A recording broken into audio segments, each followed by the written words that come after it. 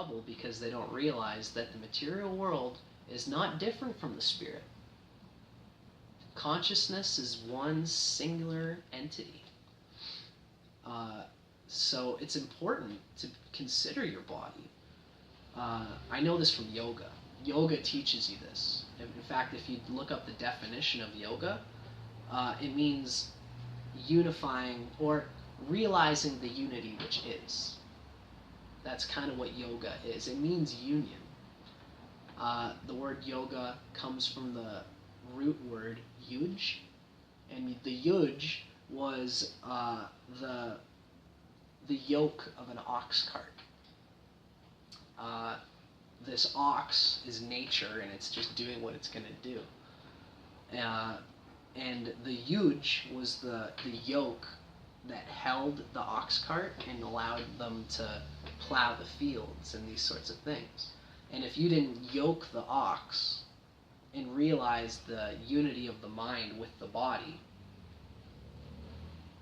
then the ox would not produce. Even though it would keep moving, you couldn't do anything with it. And that's really the real heart of yoga, is realizing that the body and the mind are one and bringing them into union. Whether it's the union of the mind and the body, or whether it's the union of self with the financial affairs, financial security, physical security, emotional security. Yoga teaches us to see all those things as one. So that's where when I say I'm interested in real estate, what I mean is that hopefully by the time I get all of my YouTube stuff, my stagehand stuff that I do in Toronto, I'm going to get better at it and eventually try to make money off of that job that way. What I'm going to do eventually, if I ever come into some money, is I'm going to invest it, and I'm going to invest it in real estate. I'll probably, in fact, right now my brother is doing this. He's taken a loan out of the house that we own. He's bought another house, and he has renters there who pay for the mortgage plus the little bit extra, and he has a job, and he's pounding out the mortgage on that house. And once we own that one, we'll take a loan out on that and get another house and have a bit of a mortgage on it. We'll get renters there, and we're just gonna, that's what I'm very interested in. I think by the end of things, I'd like to have several houses that are making me that money while I'm sleeping on my pillow. And that will give me a much easier consciousness in doing all these creative and spiritual things that I love to do. Healing people and teaching people on YouTube. You also told me that you wrote a book. Mm-hmm. I actually have it here. Yeah? Yeah, you want to see it? Yeah. Yeah, I'll grab it right now. I was interested to bring it.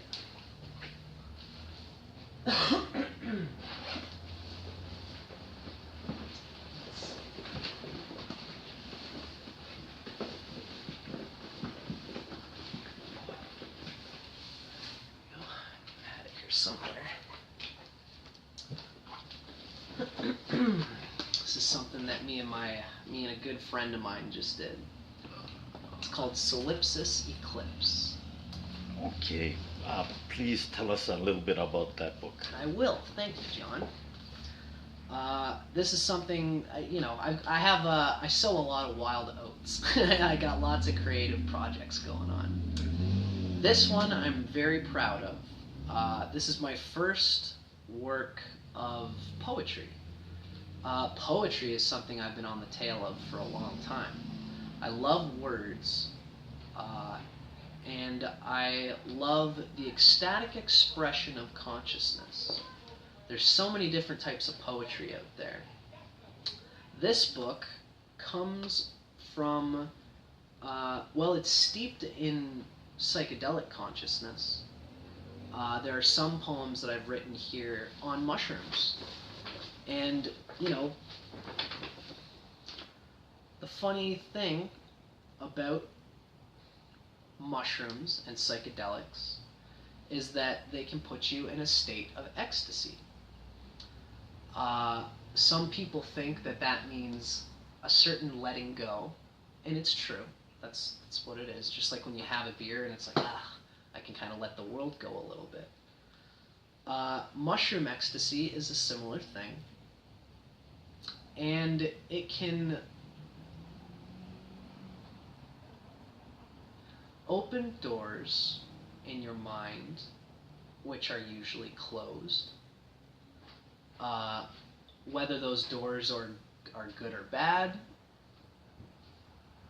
I like to say that they're not always good, but it's nice to see what's back there so that you can deal with whatever's going on there, right?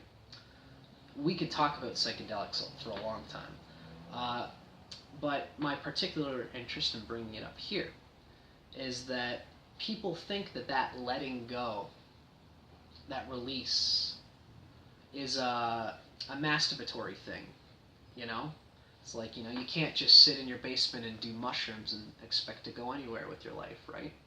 And there's a truth to that, of course, you can't.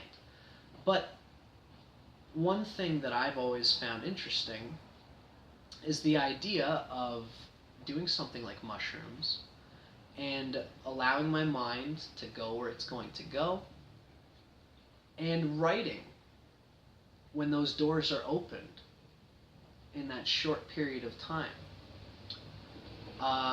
And so, especially with mushrooms, I found I could do just a little bit, and those doors open just a little bit, and then I just write, blah, like a babbling baby, just blah, blah, blah, blah, just seeing what comes out. Then when I come out of my ecstasy, I kind of like, a mushroom trip can last between 4 to 6 hours. After about the 8th hour, I can eat some food. I look back in my notebook, and sometimes I think, like, what in the hell was I trying to get at there? But sometimes I'll read something and I'll go, wow, that's an interesting way of bringing two logical concepts together that I would never thought would fit together. In the poetry world, we call it stream of consciousness. And that's where a lot of this poetry is a freestyle stream of consciousness in that same way. That comes from the Beat generation in the 1950s. Jack Kerouac, Allen Ginsberg, and even Walt Whitman. Walt Whitman is an 1850s American poetry icon who I'm deeply, deeply in love with. So that is the psychedelic strain of this poetry, but there's also erotica in here. I find the sexual ecstasy is similar to psychedelic ecstasy. Not all ecstasies are the same. Mushrooms I've always stayed close to because they're very natural. They come from the earth, and I feel like I can trust them. Of course, there are poisons that grow on the earth too, and there are poisonous mushrooms. So these are all things that you have to consider when you're playing this game. But the reason I make that point is because I don't think all ecstasy is the same. I would never smoke like crack or meth or cocaine or anything too crazy like that. And sexual ecstasy, I find, is very, very similar because it just comes from your unconscious, for better or worse, again. And it's a very special thing when you find somebody who allows you to open that unconscious door in yourself and to hold the space for it, and then for you to share that same space holding for another person to be that vulnerable. And that's another thing. That theme is another thing that I explore in my ecstatic psychedelic consciousness in this book. How this particular book came together is I was doing these explorations with myself, mostly for my own therapeutic reasons. I would do these mushrooms, and I would open these doors, and I would say, why aren't I happy in my life? And the mushrooms would not tell me. What they would do is they would say, here's something from your past, here's something from your past, here's something from your past, write about them. Just jot them all down. Do these things make you happy? I don't know, but here's some data for me to think about. That was something that I loved doing, is that kind of self-awareness therapy. Now, at some point, I had just a ridiculous stack of these poems. I would collect them all on my laptop. I brought them to a friend of mine, who is also a Scorpio. At this point, I'd like to say I think this book is deeply steeped in Scorpio consciousness. For the non-astrologers, I will say that the metaphor for the nature of Scorpio is that the scorpion, when it stings somebody, it dies. It's only got one sting. So it's a metaphor for the fact that if me as a Scorpio, if I'm going to do something, I'm going to put my full heart and soul into it, even like I'm ready to die in this direction of my life. I'm just going to go fully towards it, right? That's what they say, Scorpios have passion, because they're so tenaciously attached to whatever the object is that they're going towards. And, we also shed our skin. If whatever that direction was, if it doesn't end up being the perfect thing, oh well, I died, I'm ready to be reborn, and I'll do it again. You know what I mean? That's part of the Scorpio world. Now, my buddy is also a Scorpio. Benjamin is my friend who I'm thinking of. And my pal Benjamin, he had a whole stack of self-therapeutic thoughts in the same way that I did, but his were illustrations, not poetry. He had a little bit of poetry that he's got in here as well, but he's the guy that drew this picture as well as the back, and you'll notice that, how the book goes is that there's a poem on one side of the page, and then there's an image on the other side, and the image correlates with the poem. How that happened is I came with my stack of poems, and he came to my place, and he had a stack of art and illustrations that he'd done just over the years. He's got, just like I do, he's got a whole bunch of notebooks full of these images that he's taken the slow, meticulous time to draw out. And he's a Scorpio, so when he makes an image, he will spend so much time getting the nth degree, just the perfect detail, every little tiny little scale of a fish that he draws. He just does it meticulously, sometimes stupidly, just like he just goes into that kind of detail. I say that with love, of course, because I'm the same with my poetry. And so he had just, he's got so many of these finished illustrations that he might not ever do anything with. It's just the way that guy is. We brought our works together, and this is the creative process for how this book came together. We laid out all of my poems on the ground, and then right beside it, we laid out all of his images, all of his illustrations. And we got together one day, we smoked ourselves a joint and had a beer or two, and we walked around looking, and I would look at a poem, and I would read it, and it would say something about a flower in my poem, right? Something about a flower and about love, or about how a flower just gives of itself because it's so hungry for the sun's light that it just opens up and just allows itself to be captured by the sun's light. I would have a poem about that, and I would look around and say, oh look, there's a flower there in one of his illustrations. And then so we would take the flower poem and the flower illustration and bring them together. It was an incredible exercise of meshing almost two soul contents.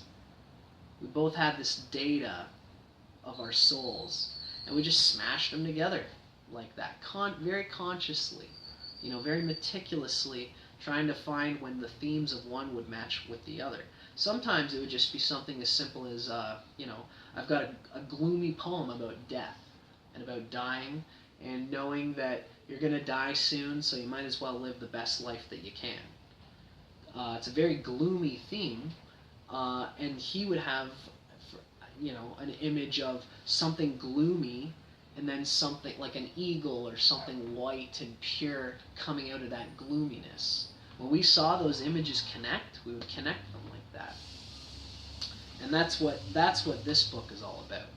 It's called Solipsis Eclipse. The last thing I'll say about it before I do the plug is where the name comes from. I had the idea of this for a long time, and I'm glad I got to finally use it. I don't know if you know what solipsism is. Have you ever heard of that philosophical term? No. Solipsism is the idea that the whole world is a fabrication of your imagination. Solipsists believe that everyone else is a dream except for you. How do you disprove that, right? And it's something that I thought of when I was a kid. I thought in my head, maybe my family, maybe my teachers, maybe all my friends, maybe they really are just my imagination.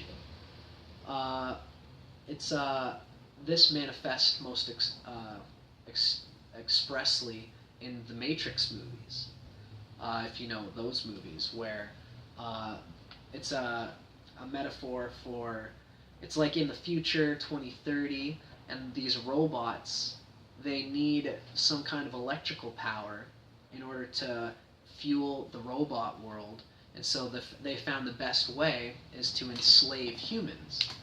And so these humans live in these little pods, and the human imaginations think that they're in this simulation where it's real, and that's the idea, that our world that we're looking at with our hands and everything is a computer simulation where we're actually in a pod and these robots are stealing our neurological energy. I thought that was very cool. And that is solipsism, where each individual human is only projecting an imagination of what's this matrix, right? Now, I always thought that was cool. When I would do psychedelics, I would think about that. And I would think, like, maybe everything is actually just in my imagination, But then I started thinking of love, and how if I'm really in love with somebody, how can something in this imaginary world affect me so deeply and actually change my course and change my way of thinking? I've been in love, and I've been with girls who affected me so deeply and profoundly that I thought there's no way that I'm the only person in this universe, when there's something else that can touch my heart and my soul in such a deep way that, well, I didn't make that change. Someone else did in this reality. So you might say that they eclipsed my sense of solipsism. And that's what this book is all about. It's the story of me feeling like I'm isolated, alone in the world, and it's a very rigid at the start of the book, it's this rigid scientific trying to fight through the world in order to beat it, because I'm the only one in this world, and I have all this power, and a lover, a woman comes along, and I suddenly realize that that thought that I'm the only thing in the world gets eclipsed. And that's what the whole book is all about, is in the end, I don't want to hold all the power. I want to involve myself in a conversation and in a dialogue with the energy field of everything that's around me, because my power is greater when I let go of it that way. It's a hard thing to say because nobody wants to give up that power. You know, nobody wants to feel like something in the world is supporting them in that way. As a spiritual person, especially at the start of my spiritual career, I thought that I don't want to be attached to anything. I don't want to need anybody. And so I was, you know, for the first part of my life, I evaded love a lot because I didn't want to give anybody that power over me. And when I finally did, especially with a few girls that I can think of, where I told them that, like, you are just so important to me that I would not be who I am without you. I felt a release from that. And I felt like the world's power was not something that I had to fight against, but it was something trying to lift me up. And that is, in essence, what this book is all about. That's why I called it Solipsis Eclipse. And I guess I should say you can find it on Amazon.ca if you look it up, Solipsis Eclipse. I know you've got more questions. Do you mind if I read one little part from this? Oh, no problem. But how much does it cost on Amazon? It's I think it's $15. Okay. $15 on Amazon. Okay. And if you buy it on Amazon, you can do the whole free shipping thing, and it'll come right to your doorstep in the whole 9 yards, right? Okay. Anything else you wanted to ask? No. Yeah, cool. That's it. Okay. Cool. Thanks, John. I wanted to, since you brought it up, this one little poem in here. I don't always do rhyme poems like this. It's usually free verse, like I said. Free verse is just lines and lines, and you're not thinking about any structure. I do some with structure though, because I always love the contrasts. And this is a poem that's at the very start of the book that introduces this theme of Solipsis Eclipse. I am one and all in this world. Prove me wrong, you vegetable girl, crawling amidst the grass and stone. Divide the seer from his throne. For I am stuck in a jar of time, lost to the human meter and rhyme. Dispel my thoughts, set me free, eclipse the heart I long to be. Come and be the death of me. That's the poem that starts the book. This short little guy. I always like to say that one because that really encapsulates what the whole book's all about. That this vegetable girl is not just a metaphor for any girl, but it's also a metaphor for mushrooms and psychedelics. I'm inviting it to be the death of the ego that I am in this present moment, so that I can be more than what I am. That's what the whole book's all about. And thanks for asking about it. I wanted to find. I'm glad to finally have some excuse to talk about it. Okay, I think we're almost finished. You explained a great deal of how you started as an entrepreneur. So now what I want to ask you is, since the interview is almost done, do you see any issues that concerns you locally or globally that you want to express? An issue or like a movement or anything like Yeah, that? yeah. Any problem or something that raises concerns in your mind for your safety or for the safety of your loved ones or for the safety of people in this world? Mm-hmm.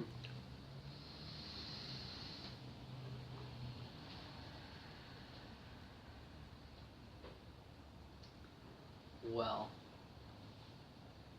to be fair, I don't tend to stew on such issues quite so much. Definitely not as much as I used to.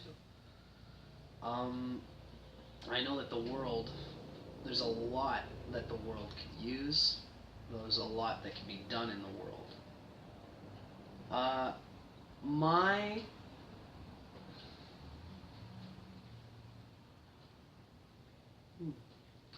my way of going about the issues in the world tends to come from a pretty grassroots thing, which is that we should all come together and hold the space for each other to understand and organize our emotions. The only thing that I can point at is something which people probably are aware of anyway, but which is the idea that we should hold the space for each other to share personal thoughts and emotions. We should hold the space for each other to be vulnerable. And I know that this is a big issue in the world these days, is giving women in particular the capacity to be heard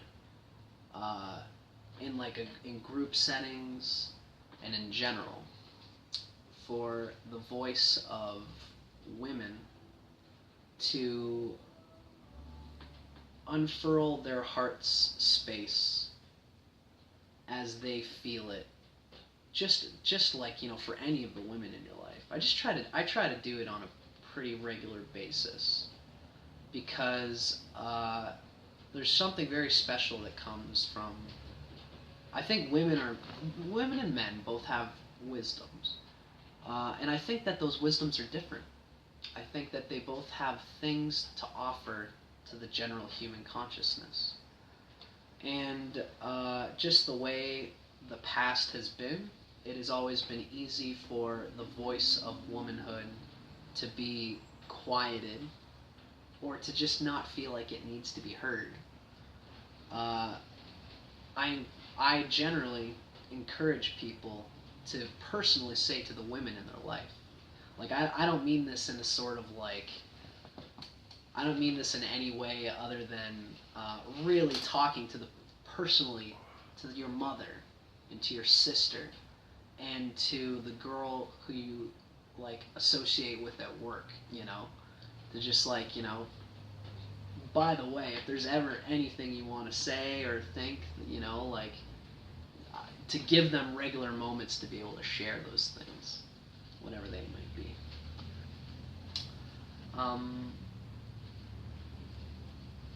And that's something that the world is pretty aware of, thankfully. As for politics and war and a lot of stuff like that, I think that there's going to be a point in my life where I'm going to use my cult of personality image, my YouTube image, to sort of wink at the camera and say, there's an issue going here that people should really pay attention to. Eventually I'm going to really take advantage of the fact that I'm in the spotlight and to do that. But right now I haven't been researching these world issues as much as I would like to eventually, because right now I'm still trying to figure my own shit out, right? Just like we all are. But that's the reason I'm answering that way, is because I don't want to just be like, hey everybody, let's join this movement that I haven't fully researched or studied, Yeah. Does that make sense? Yes. Okay, thank you, Dustin. My pleasure, John. Thank you so much for inviting me out to your place here at the True Love Cafe. And I can't wait to see what you do with this place. It's already looking like just a beautiful spot. And thank you so much for taking the time to interview me today. Okay, thank you, Dustin.